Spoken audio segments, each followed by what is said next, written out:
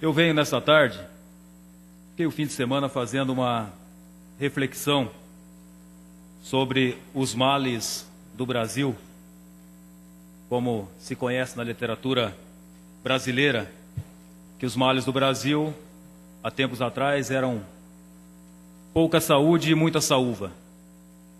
Hoje mudou um pouco e temos pouca moralidade e muita corrupção. E aí fiquei pensando sobre os males do Brasil e vou compartilhar essa reflexão com os senhores sobre a nossa concepção de corrupção e outros males.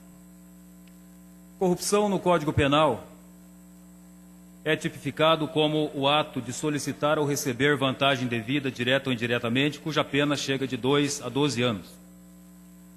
Mas o sentido literal do conceito de corrupção, na minha concepção, é muito mais abrangente do que isso.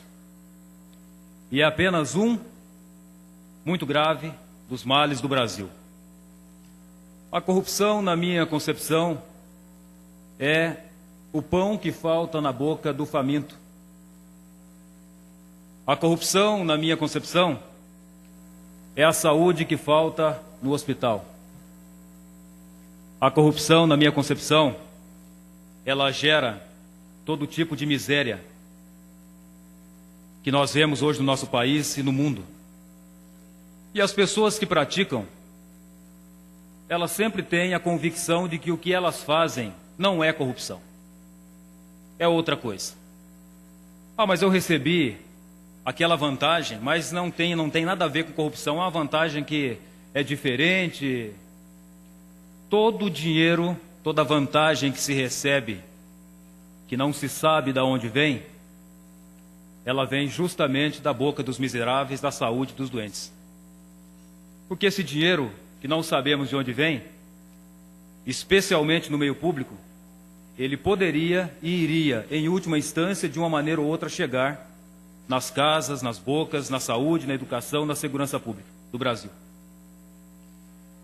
E aí eu fiquei pensando sobre o que poderia ser mais grave do que a corrupção, que para mim é um crime, não só como descreve o Código Penal, mas é um crime que deveria ser hediondo, porque para mim a corrupção desencadeia, viabiliza, oportuniza, permite a prática de vários outros crimes, inclusive crimes graves contra a vida. E aí fiquei pensando se ainda poderia haver alguma coisa mais grave do que a corrupção. Na minha leitura, talvez a impunidade que nós vivemos no Brasil. A morosidade da justiça, a condescendência de quem tem o dever de punir e não o faz, a leniência e a própria corrupção, que permite que aconteça a impunidade, gerando um ciclo que não faz com que a corrupção tenha, por quem pratica, a mínima sensação de que terá alguma consequência. E aí nós ficamos nesse meio, discutindo, discursando, e aí vem, na minha concepção, a terceira ação, que é um dos maiores males do Brasil, aliada à corrupção e à impunidade, que é o abismo que existe de nossos representantes do Brasil entre o discurso e a prática. Quando nós vemos os partidos políticos, todos eles, irem à TV fazer os seus pronunciamentos, a impressão que nós temos é de que todos eles são a salvação do Brasil. E nós sabemos que, infelizmente, a prática não é essa. Quando nós vemos o nosso governador falar sobre a condição atual do Estado, a impressão que nós temos é que no Paraná está tudo certo. E não é isso que nós estamos vendo lá na base, com as pessoas que nos abordam. Não é isso que nós estamos vendo na segurança pública. Sempre que converso com comandantes, com policiais militares, é o sucateamento da segurança pública do Paraná que está acontecendo. É o sucateamento do sistema penitenciário. É uma briga ferrenha para não perder direitos de servidores, especialmente dos professores que nós vivemos há poucos dias aqui. É um discurso que não condiz com a prática. Quando nós vemos deputados federais, senadores discursarem, que maravilha que é ouvi-los. Parece que estamos perfeitamente bem representados. Mas a prática não reflete o discurso mais uma vez. E quando nós vemos vereadores, prefeitos e assim por diante, e vamos para a nossa carne, quando nós vemos deputados estaduais, não só do Paraná, mas de outras assembleias também discursarem, que maravilha que é. Desde um deputado da oposição até um deputado governista discursar, é sempre a impressão que nós temos é de que ele está realmente representando os interesses da população. E a prática, infelizmente, não é o que corresponde ao discurso. Agora há pouco, por exemplo, até titubeei, quando fui procurado pelo nosso deputado Alexandre para assinar uma frente parlamentar anticorrupção. Ora, quem aqui publicamente é a favor da corrupção? Quem? Quem aqui não vai assinar essa CPI, essa frente parlamentar? Quem aqui publicamente é a favor da corrupção? E na prática? E essa frente parlamentar na prática vai agir contra a corrupção? Vai atuar em todos os lugares onde houver indícios, em todos os lugares onde houver indicativos de que há uma prática de corrupção dentro do Estado, que é nossa competência, vai atuar? Vai agir? Estou fazendo essa fala, por quê? Porque nós vemos, às vezes, alguns óbices, inclusive para investigar. Nós vemos aqui requerimentos serem barrados, e já estou declarando aqui, todo e qualquer requerimento, desde que não seja, como se diz na Polícia Militar, desde que a ordem não seja abusiva, cumpra-se.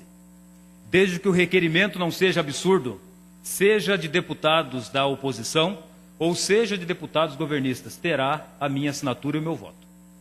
Porque é um absurdo um deputado que tem a obrigação de investigar, de fiscalizar, votar contra um requerimento que, em geral, requer fiscalização.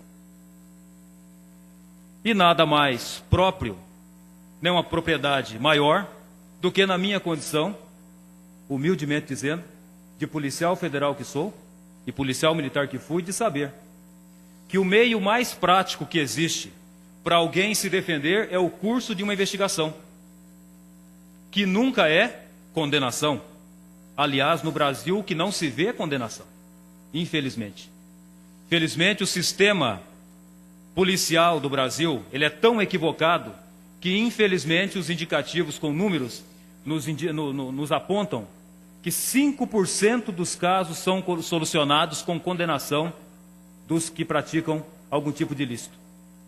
Por conta da falha no sistema policial que precisa ser revisto, essa questão da segurança pública, mas que não é o foco desse discurso nosso. Portanto, condenação, senhor, está muito distante quando se inicia a investigação. E eu, nessa condição de policial federal, não tenho nenhuma justificativa para ser contra investigações, que é o momento que permite a todo investigado toda a condição de se defender e justamente apresentar e desconstruir do que está sendo acusado. Olha, isso não é verdade, e é no curso da investigação que se apresentam as provas contrárias às acusações.